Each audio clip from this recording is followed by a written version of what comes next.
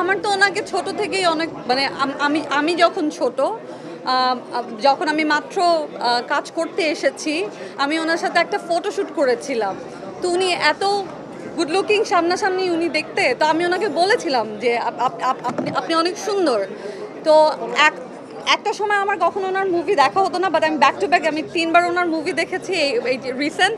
তো আমি ওনার ফ্যান হয়ে গেছি বিকজ ওনার এফোর্টটা আমাকে অনেক ইন্সপায়ার করেছে। রাজকুমার অ্যান্ড প্রিয়তমা অ্যান্ড রাফি।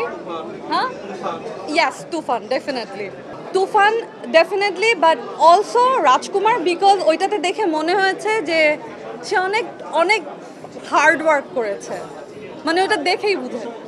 আমি আমি খুব নির্ঝঞ্ঝাট থাকতে চাই। আমার আমার আসলে ওপিনিয়ন থাকবে, কিন্তু সেটার জন্য আসলে আমি আসলে এটা নিয়ে আমি কোনো কমেন্টসই করতে চাই না আর কি। সবচেয়ে ভালো কাজ হয়েছে যেটা বাংলা একাডেমি যে কাজটা করেছে, মানে 14ই ফেব্রুয়ারি আর আর সরি 13ই ফাল্গুন আর 14ই ফাল্গুন খুব সম্ভবত, না আমি সরি 13ই ফেব্রুয়ারি আর 14ই ফেব্রুয়ারি এক করে ফেলেছে।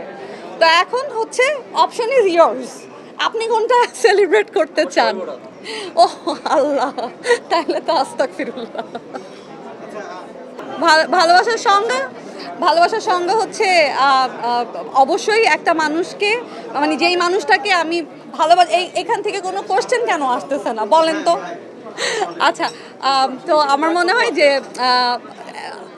যেই মানুষটাকে আমি ভালোবাসবো, আমার আমার লাভড ওয়ান্সদেরকে, ওদের জন্য আমার পর্যাপ্ত পরিমাণ সম্মান আর ট্রাস্ট থাকবে। আসসালামু আলাইকুম, সবাই কেমন আছেন? সো আমি আসলে বরাবরের মতোই আমি আসলে নার্ভাস ফিল করি যখনই আমাকে কোনো দায়িত্ব দেওয়া হয়। এখন যেমন আমাকে কথা বলতে দেওয়া হয়েছে, সো আমি আসলে নার্ভাস ফিল করছি। বাট অলসো সবার সাথে দেখা হয়েছে, সেটার জন্য যেমন ভালো লাগছে, আর অ্যাওয়ার্ড পেলে সবসময় অনেক ভালো লাগে। মনে হয় যে আমি আমাদের এই জবটাকে সবসময় বলি, মানে এই জবটার নাম আমি দিয়েছি, আমি সবাইকে বলি যে it's call 9 to forever job. মানে 9টার সময় শুটিংয়ে গেলেন, কিন্তু কখন বাসায় আসবেন এটার কোনো গ্যারান্টি নাই। So it's call 9 to forever job. আর শুধুমাত্র আপনারা খুব ভালো করে জানেন, কারণ আপনারা শুটিংয়ে যান। কিন্তু যারা বাইরে থেকে যারা ভাবে যে এটা খুবই লাক্সারিয়াস একটা লাইফ, এখানে কোনো কষ্ট নাই, খালি মেকআপ দাও আর মানে ক্যামেরার সামনে দাঁড়ায় কিছু একটা করো অ্যাক্টিভিটিস, বাট অ্যাকচুয়ালি এটা অনেক অনেক কষ্টের এবং অনেক ধৈর্যের একটা কাজ। তো যখন এই ধৈর্যের আর কষ্টের যখন কোনো মূল্যায়ন করা হয়, তখন আসলে আরেকটু ইন্সপায়ার হওয়া যায় আর কি।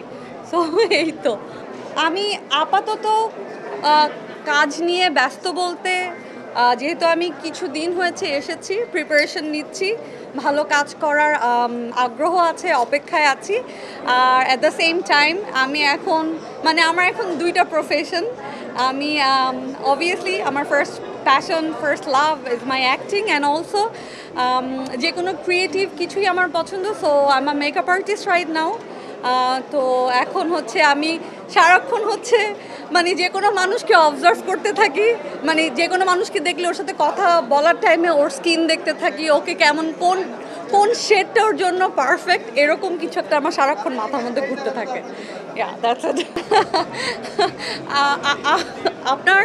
আপনার খুব সুন্দর একটা টোন, যেটা হচ্ছে স্ক্রিনের জন্য এটা অনেক মানে এইটা অনেক সুন্দর লাগে, ক্যামেরাটা অনেক শার্প লাগে। সো আপনি অনেক লাকি যে আপনার এই টোনটা। আর যখন আমি কালার কারেক্টার করবো, আমি যখন ম্যাচ করতে পারি, আমি আপনার টোনটা আমি ক্রিয়েট করতে পারি বলে আমার মনে হয়।